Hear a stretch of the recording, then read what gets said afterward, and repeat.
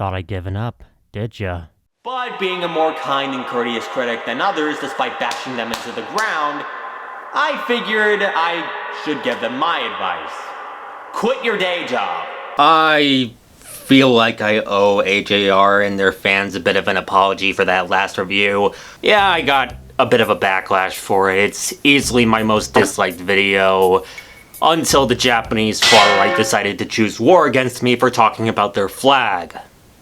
Thanks for that. And to be honest, I kinda see why. I felt like I was punching down on the band, and I came across as obnoxious, if I'm being completely honest. This doesn't mean I'm going to re-review it, because I actually listened to this album again in full, just for this video, and while I've softened up a bit, some of my opinions haven't changed. Again, it still has its highlights: Weak, Sober Up, Burn the House Down off the Deluxe Edition, Blood Like Q slaps, I don't care what anybody says, and I've kind of warmed up considerably to drama.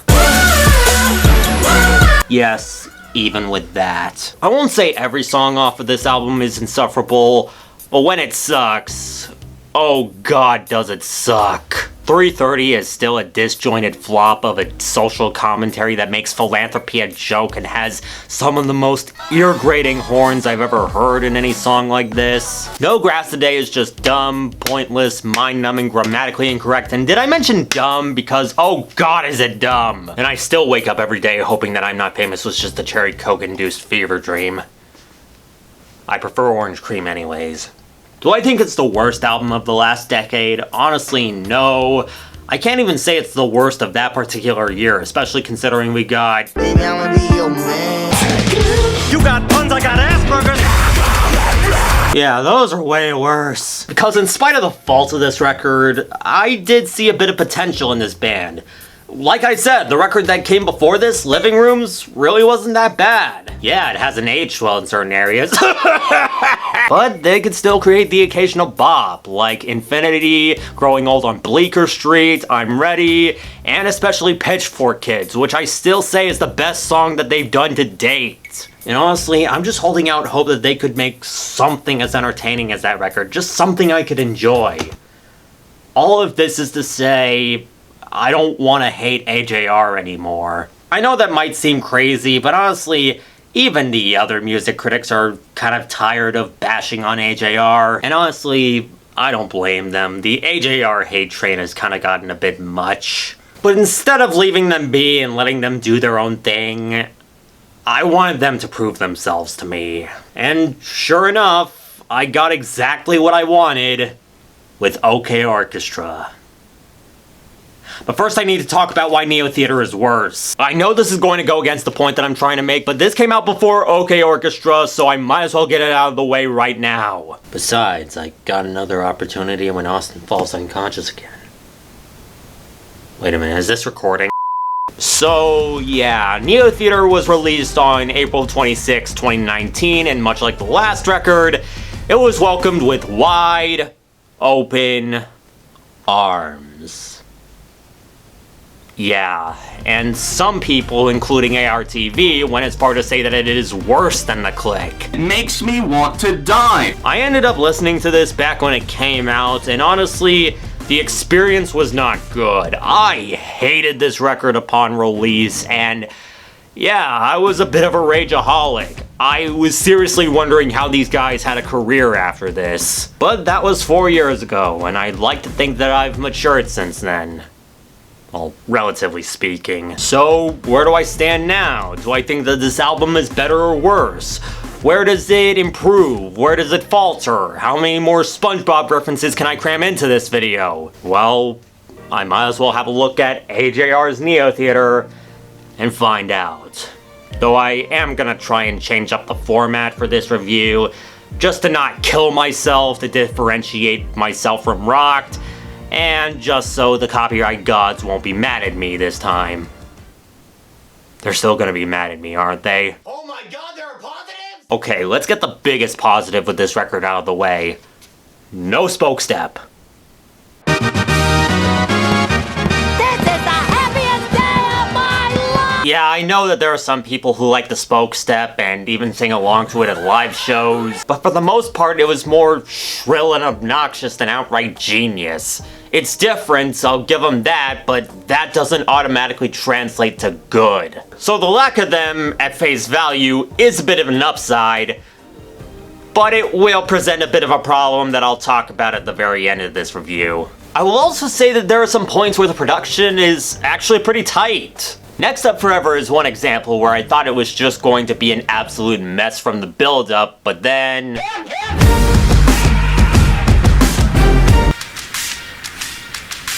yeah, we're in the clear. I won't say it's perfect, it's still got some chipmunk vocals and... those, but it's leaps and bounds above... that mess. I also gotta give them credit for the old-timey choir they got courtesy of Bruce Healey, who's written for stuff for the Mellow Men, which these guys took inspiration from. They only appear in 2 songs, 4 if you count samples of them, but their old gritty sound kind of works well in these songs. Speaking of samples, Don't Throw Out My Legos is probably the best example of these guys chopping up samples and rearranging them into a melody. I mean, it does sound awkward at first, but then... much better than No Grass Today. And for as much as I knock their lyrics on the click, every once in a while they can write a song that resonates with me in some way, or in one song, messes me up. These guys messing me up emotionally. And that one song being Turning Out Part 2. Yeah, we get it. Just no need to play that anymore. The joke is done. But yeah, this is a much better song. Not only with Ryan taking up vocal duties instead of Jack, something that I'll come back to later, but with the song dealing with the idea that maybe the love you have for someone isn't really real. You probably only love the idea or the thought that they care about you. Yeah, that got me to think for a bit. I also appreciate Karma, which focuses on how, in spite of all the good that Jack's done, he still feels hollow. The emotional satisfaction is just not there, and he doesn't know why. He can't pinpoint what's wrong with him, and near the end of it, he's just spiraling.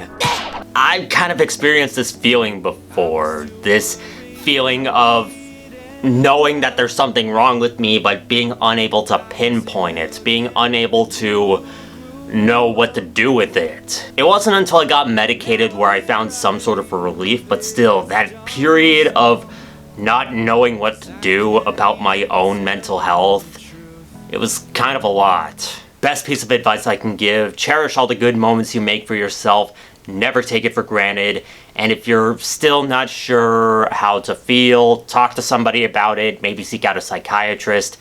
It'll only benefit you in the long run. Trust me. I also get a kick out of the lead-off single, 100 Bad Days, which isn't perfect, but it's definitely one of the livelier and catchier songs on the record. Hey, Mr. Sleepyhead upstairs had the Momicon incident, which served as a good backstory for his cosplay, so... are they wrong? And even Next Up Forever had a few lines which I kinda saw myself in. I'm kinda scared to drop this album. Let's push it back another week. This might be a bit small, but the fear that you have of dropping a project that you're afraid won't get the recognition you want and pushing it back until you perfect it or you're happy with it. I've definitely experienced that myself. But I gotta go so much bigger, so they can never shut me down. The feeling that you need to be more ambitious so you don't end up failing, I've certainly felt that as well, and I still do to some extent. Just wait until Heroes Day, people. I'm kinda scared of graduation, 'cause who am I when this is done? Dear God. I'm not sure if this is the first time somebody wrote a line like this, but when this came out, I was a senior in high school, probably months away from graduation, and I was beyond scared. I did not know what was going to happen to me, where I was going to go after I made it, and being serious I still feel a bit stuck in that area. Like, I know that some people will groan at this song and just view it as not wanting to grow up, but I can at least appreciate what AJR were trying to do with this song, as well as plenty of others on the record, even if they don't execute it very well. I like the album cover, at least. I wouldn't say that it's as nice as the clicks, but still looks nice. There's one less track on here than the click. Okay, out of positives. Yep, this sucks! Oh my god. Again, I'm not gonna put you down if you like this record. Like, nothing wrong with that. But I have legitimate problems with this, even on the songs that I like. Might as well start off with the lyrics, because it shows off one of my biggest frustrations with the album. Much like the click, I can see seeds of an idea that could work really well for a song, but I usually end up saying, I don't know if there's a right way to say it, but this isn't it. First song that came to mind is Don't Throw Out My Legos, which I can appreciate the idea of leaving your toys back where you found them at your old home in case you decide to come back. But the hook just feels like the easiest first thing that came to mind hook that I've ever heard from these guys at this point. I don't know if there was a better way to write this hook, but this couldn't have been the best option, says the guy who sang along to it at a live show.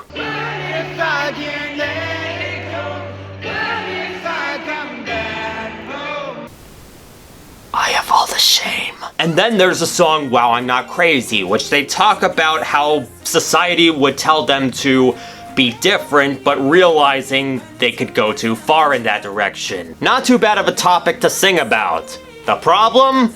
This is how they begin it. Frankly, I'm scared of clowns. Who the fuck starts a conversation like that? I just sat down. Yeah, none of the brothers are afraid of clowns. This was just something that they thought sounded good. Do I actually? I don't know.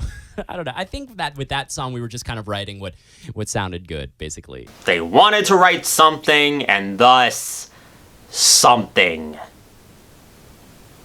And that's not even bringing up... And I'm not sick, got to grow my vitamins. Okay, what do you want, a cookie? Yep. Okay, just checking. Again, they can do it well. Turning Out Part 2 and Next Up Forever are good examples, but even Next Up Forever has... I kinda wish I was still a virgin, time to finally see what sex is like.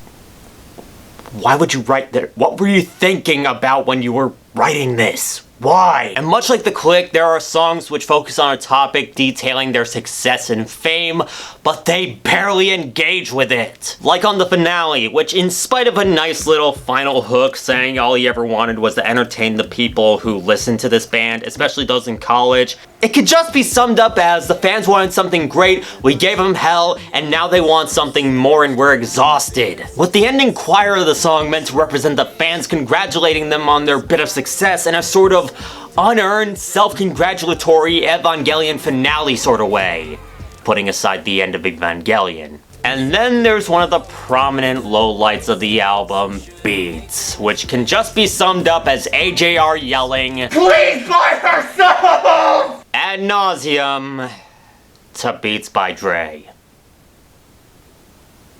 Now, I don't want to make it seem like it's a crime to have sponsors, to get money so you can pay taxes and make a living wage.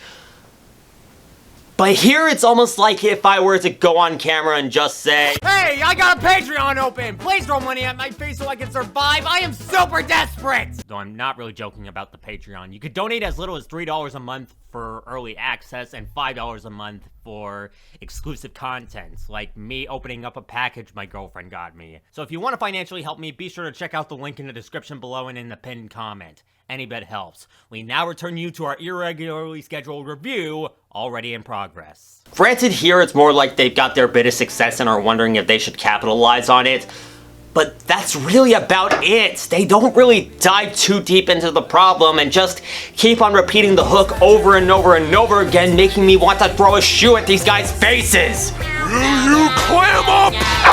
And then there's the production, which ultimately kneecaps this record, not just in terms of its weird choices, but in the overall sound and composition. Some of these songs sound like they're being held back, most prominently Don't Throw Out My Legos and Karma. Both of these songs not only have a consistent build-up at the end leading to absolutely nothing, much like Sober Up if there was no proper payoff, and if there was, it never really felt satisfying, but are also oddly compressed and canned, like the instruments are not allowed to properly breathe and are stuck in this weird dome of sound. It's kind of like Oasis's Be Here Now to a much lesser extent, but still a noticeable one. And that's on top of the instrument choices for Karma sounding artificial and cheap sounding, like the strings referencing 100 Bad Days. Yes, there are songs which have a drop, like 100 Bad Days and Wow I'm Not Crazy, but in the latter's case,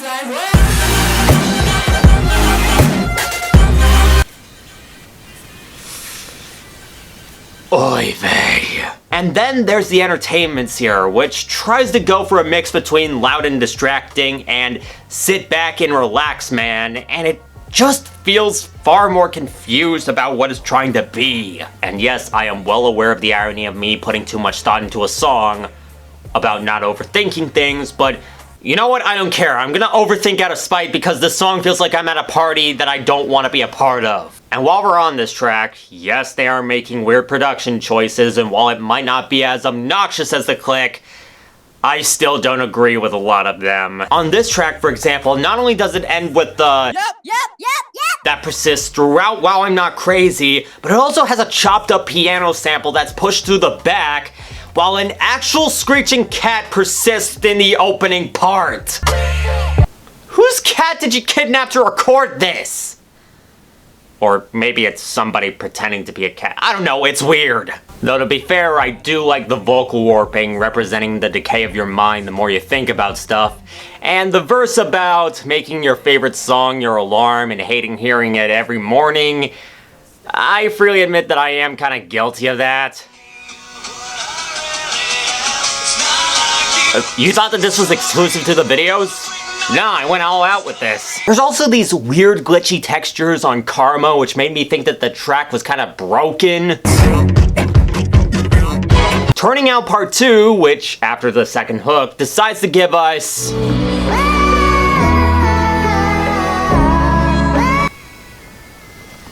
And You Were Doing So Well. Even Dear Winter, or rather, Dear Winter 2.0, which is meant to be an update of the original with added instruments. Though listening to it, it does feel more like the extra instruments were added on top of the original song rather than blended in with the original song. Even putting that aside, I still prefer the original for how simple it is. It feels a lot more like a sentimental, personal, sit down in front of your kid with a guitar and embarrass them with what you hope is a badass song kind of song. And side note, keep telling yourself that. But I think the two biggest examples of both of these issues, as well as the lowest points of this album, are Birthday Party and Break My Face. Birthday Party being about a baby who is just born into this world and for some weird reason, wondering about all the great things about it, including a female president, the country being nice to immigrants, and of course, betting this Instagram is a load of fun. Okay, putting aside the bizarre idea of a baby caring about Instagram and immigrants, I don't gotta use my brain from here. The obvious punchline is, boy, is he wrong! But again, the issue with lack of engagement rears its ugly head in this song. There's nothing to break the illusion. It's just how it is, to paraphrase the song, and it ends up making the character come off like a smiley doofus in the middle of the apocalypse. You know the scene where Emmett is just being a doofus in the middle of Apocalypseburg in the Lego Movie 2? That's the baby in Birthday Party. And putting aside the clunky clarinet sample and the garbled Donald Duck voices in the bridge... Wow. What the... Okay, aside from that... it also samples Eraserhead in the third verse.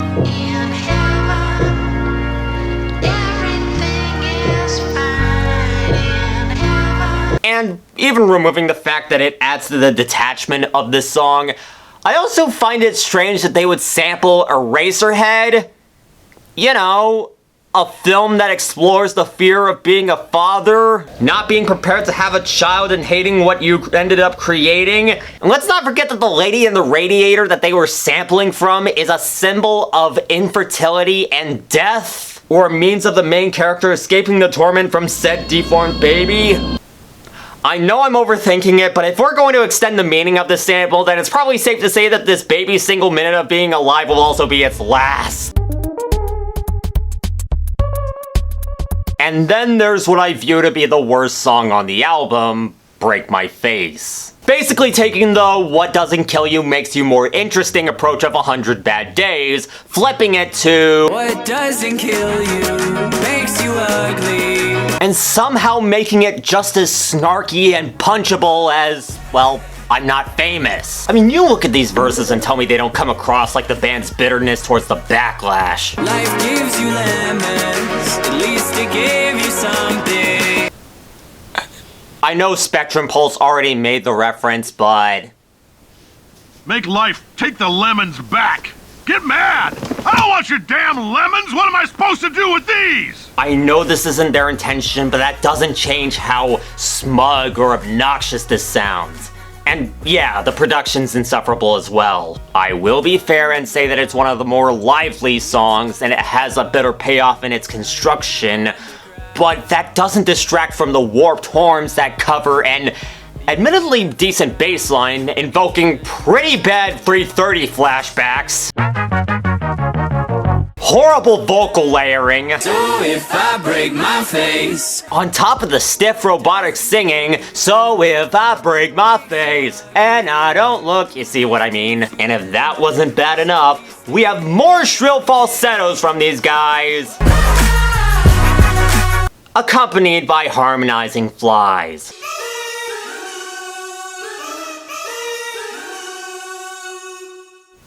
Yeah, charming. And while I'm on Jack Med's vocals, I might as well address a personal issue that I brought up in my Click review. I brought up how in the Click it was mostly the Jack Met show, with his brother Ryan singing in 4 songs, one of them solo being Call My Dad. Unlike Living Rooms where they got an equal chance to shine, even Adam gets to sing at points.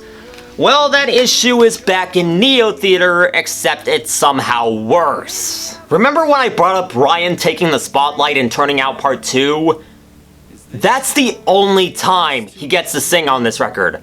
No accompaniments in other songs, no other solo songs, nothing. Well, he did perform Dear Winter at one point, and while it definitely makes a lot more sense now, Dear Winter, I hope you like your name. his falsetto really needed some work. And again, Adam is nowhere to be found on the record, and I don't know why. I don't want to make assumptions, but I do kind of miss him. He might not be the best singer in the world, but he's got a soft vocal timbre that is pretty easy on the ears. Listen to him in Infinity, Growing Up on Bleecker Streak, and even Let the Games Begin. He sounds pretty good.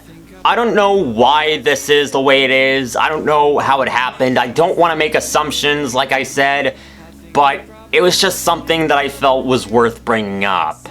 And I don't know how to transition from this, so...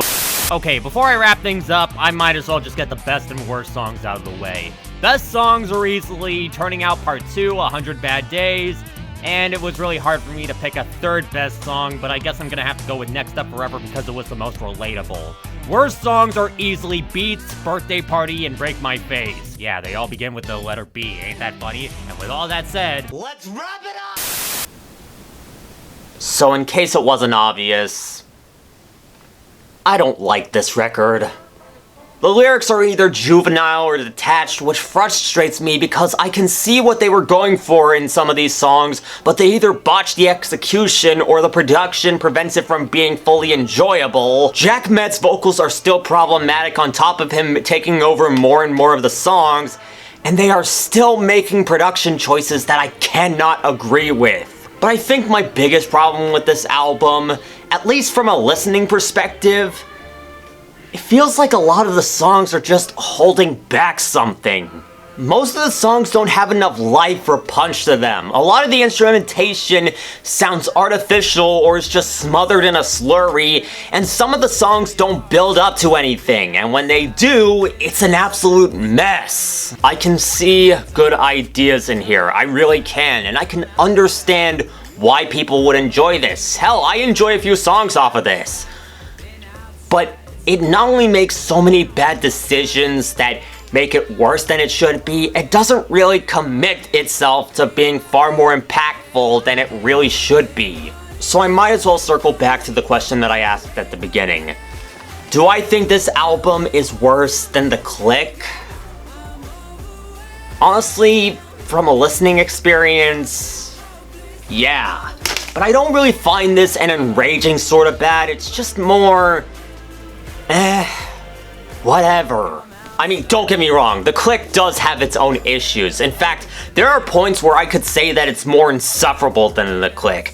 The spoke step gimmick is an abortion of a soundscape that should have been shot dead, and again, once you go I'm Not Famous, you can't go any lower. This album never really reaches the lows of The Click, but at the same time, it never reaches the highs either. Not to mention the songs have more life, more punch, more presence. Anytime it builds up to something, it has a proper payoff. Maybe not a good one, but it still has one. And while the spoke step is a questionable idea, to say the freaking least, at least it's something you'll remember the album for. You could listen to it and ask yourself, am I dead yet? Neotheater, on the other hand, while it has its improvements, and it still sounds like the guys were having fun and caring about what they were making, there are plenty of instances where songs cross-reference each other in this, like 100 Bad Days in Karma, and Birthday Party and Break My Face, as if I needed to be reminded of one bad song in another. Overall, it's just more boring. And for an album with as many problems as this, I feel like that makes it worse. I won't say that this is the worst record of 2019 though, especially given what would come out later that year. But on its own, and especially compared to its predecessor, Neotheater was not a good time for me, and I can't personally recommend it. I admit I didn't want to be all doom and gloom with this record because, I mean, the AJR hate train has kind of died down considerably, and even some online critics are sick of dunking on them, and honestly, I don't blame them. I did it just to get it out of the way because, again, I don't want to hate this band anymore.